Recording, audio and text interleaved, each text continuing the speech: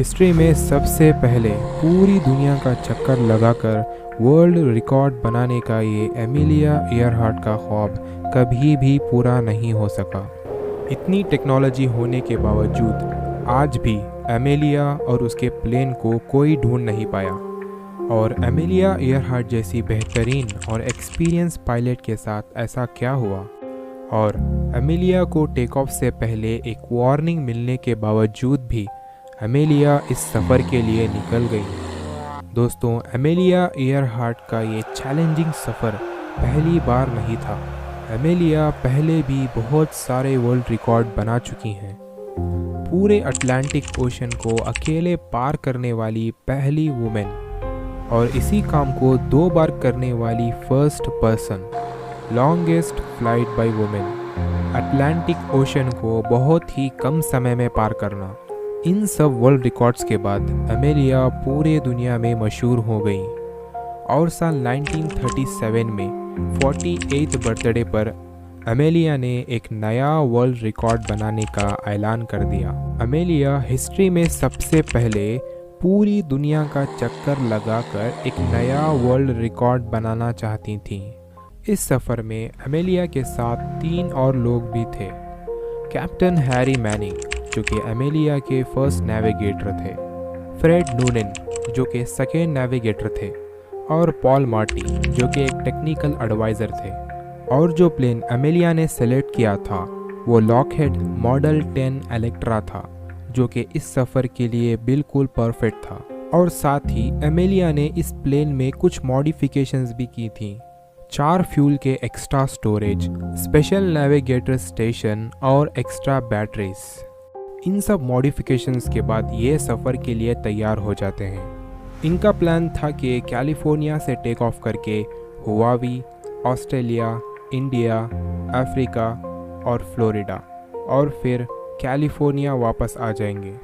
मार्च 17, 1937 को प्लान के मुताबिक ये कैलिफोर्निया से टेक ऑफ करते हैं। टेक ऑफ के फ़ौरन बाद प्लेन में कुछ टेक्निकल प्रॉब्लम्स आ जाती हैं, इसलिए प्लेन को जल्दी से हुआवी में लैंड किया जाता है।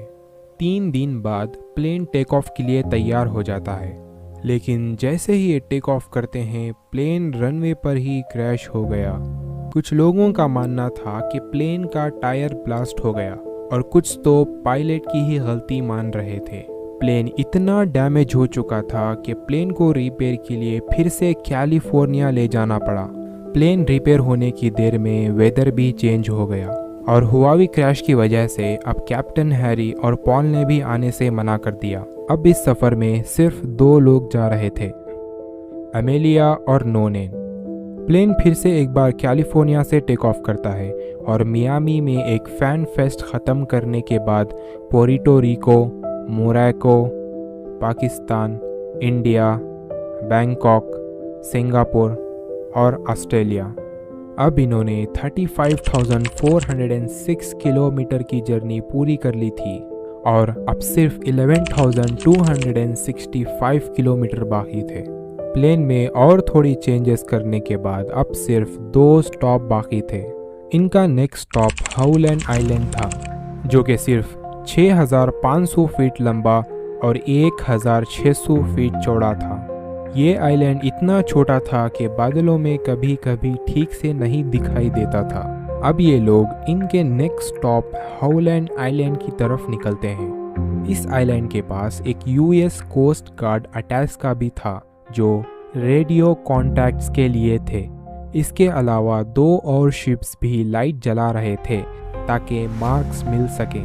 अब ये दोनों बड़ी खुशी के साथ सफ़र कर रहे थे, क्योंकि अब इनका 80% सफ़र कंप्लीट हो चुका था। लेकिन अचानक की वेदर कंडीशंस की वजह से नूनेन को नेविगेशन में प्रॉब्लम आ गई। एमिलिया और नूनेन रास्ते से भटककर असली पोजीशन से 10 किलोमीटर दूर चले गए और आइलैंड को ढूंढने लगे। अटैस्का से कांटेक्ट करने की कोशिश की, लेकिन रेडियो कम्युनिकेशन ख़राब था, क्योंकि इन दोनों के टाइम में 30 मिनट का फ़र्क था। अटैस्का नेवल टाइम फॉलो कर रही थी और एमिलिया ग्रीनविच टाइम जोन पर थी। बहुत कोशिश के बाद एमिलिया ने अटैस्का को मैसेज भेज दिया हम तुम्हारे पास ही होने चाहिए, लेकिन हम तुम्हें नहीं देख पा रहे हैं। फ्यूल कम हो रहा है और रेडियो से कॉन्ट्रैक्ट भी नहीं हो रहा है। हम 1000 फीट की ऊंचाई पर उड़ रहे हैं।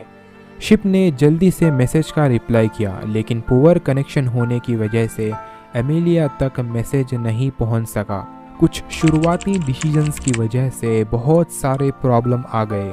फ्यूल की कमी की वजह से छोटे वेवलेंथ वाले इक्विपमेंट्स को भी छोड़ दिया गया और प्लेन में फुल कैपेसिटी से 190 लीटर्स फ्यूल भी कम था। शुरू से ही इन दोनों को मुश्किलों का सामना करना पड़ा। एमिलिया के उस आखिरी मैसेज के बाद उन्होंने सर्च शुरू कर दी।